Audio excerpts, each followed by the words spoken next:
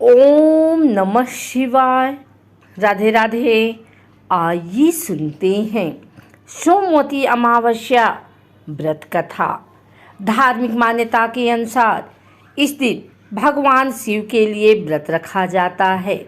साथ ही यह अमावस्या सोमवार के दिन पड़ रही है, इसलिए यह अमावस्या बेहद महत्वपूर्ण हो गई है।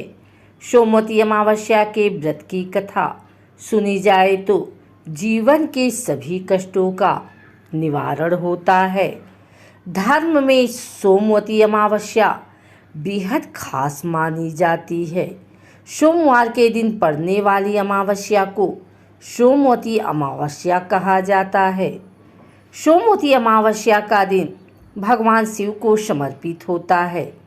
मान्यता के अनुसार आज के दिन जो भी व्यक्ति व्रत रखता है या पितरों का तर्पण करता है, उसकी सभी मनोकामनाएं पूरी होती हैं।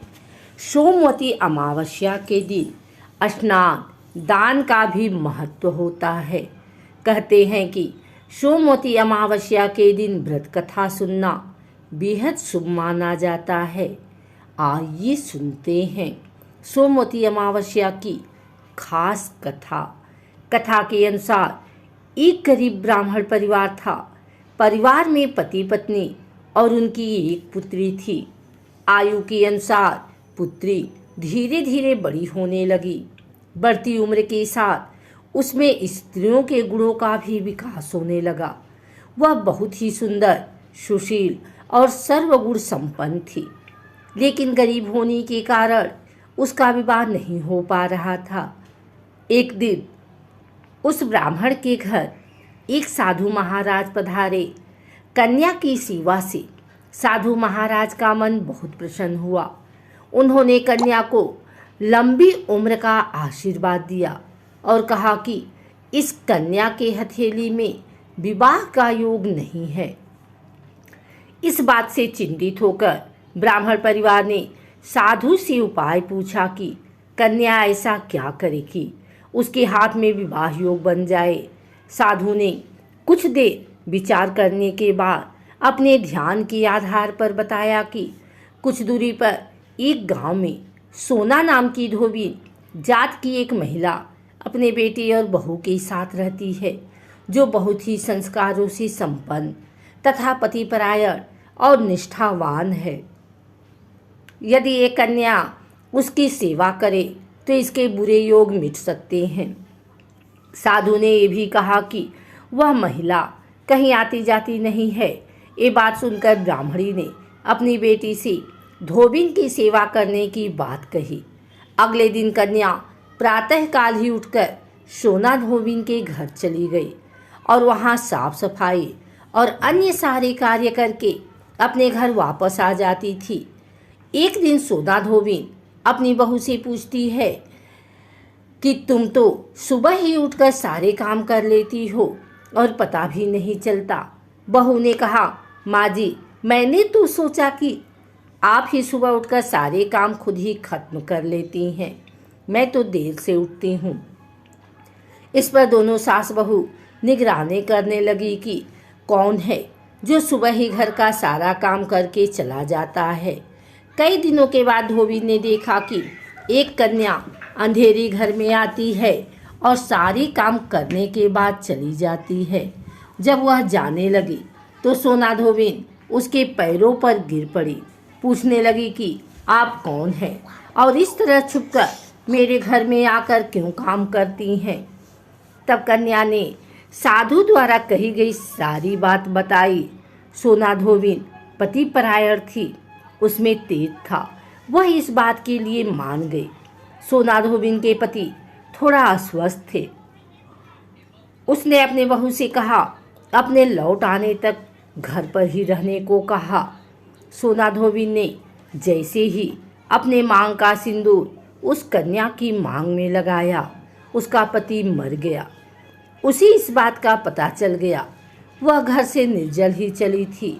ये सोचकर कि रास्ते में कहीं पीपल का पेड़ मिलेगा तो उसे भौरी देकर उसकी परिक्रमा करने के बाद ही जल ग्रहण करेगी। उस दिन सोमवती अमावस्या थी। ब्राह्मण के घर मिले पूरे पकवान की जगह उसने ईंट के टुकड़ों से 108 बार भौरी देकर पीपल के पेड़ की 108 बार परिक्रमा की और उसके बाद जल ग्रहण किया। ऐसा करते ही उसका पति वापस जीवित हो गया। इसलिए माना जाता है कि इस दिन व्रत आदि करने से पुण्य फल की प्राप्ति होती है। एक अन्य कथा के अनुसार प्राचीन काल में एक प्रतापी राजा थे। उनका एक बेटा और एक बहू थी। एक दिन बहू ने चोरी से मिठाई खा ली और नाम चूहे का लगा दिया, जिसकी वजह से चूहे को बहुत गुस्सा आ गया। उसने मन ही मन निश्चय किया कि चोर को राजा के सामने लेकर आऊँगा। एक दिन राजा के यहाँ कुछ मेहमान आए हुए थे। सभी मेहमान राजा के कमरे में सोए हुए थे। बदले की आग में जल रहे चूहे ने रानी की साड़ी ले जाकर उस कमरे में रख दी। जब सुबह मेहमानों की आंखें खुली और उन्होंने रानी का कपड़ा देखा तो हैरान रह गए। जब राजा को इस बात का पता चला तो उन्होंने अपनी बहू को महल से निकाल दिया। रानी रोज शाम में दिया जलाती और ज्वार उगाने का काम करती थी। रानी रोज पूजा करती थी, गुड़धानी का प्रसाद बांटती थी। एक दिन राजा उस रास्ते से निकल रहे थे तो उनकी नज़र उन दियों पर पड़ी। राजमहल लौटकर राजा ने सैनिकों को जंगल भेजा और कहा कि देख कर आओ वहाँ क्या चमत्कारी चीज थी। सैनिक जंगल में उस पीपल के पेड़ के नीचे गए। उन्होंने वहाँ देखा कि दिए आपस में बात कर रहे थे। सभी अपनी अपनी कहानी बता रहे थे। तभी एक शांत से दिए ने सभी से सवाल किया कि तुम भी अपनी कहानी बताओ। दिए ने बताया वह रानी का दिया है। उसने आगे बताया कि रानी के मिठाई चोरी करने के वजह से चूहे ने रानी की साड़ी मेहमानों के कमरे में रख दी और बेकसूर रानी को सजा मिल गई। यह सारी बातचीत सैनिकों ने महल में आकर राजा को बताई, जिसके बाद राजा ने रानी को माफ कर दिया और महल वापस बुला लिया। सोमवती अमावस्या सबकी मनोकामना पूरी करती है। अगर आपको हमारी वीडियो अच्छी लगी हो तो इसे लाइक करें, कमेंट करें, शेयर करें। हमारे चैनल को सब्सक्राइब करके बेल नोटिफिकेशन ऑल पर सेट कर लें ताकि आगे आने वाली वीडियो सबसे पहले आप तक पहुंच सके। धन्यवाद।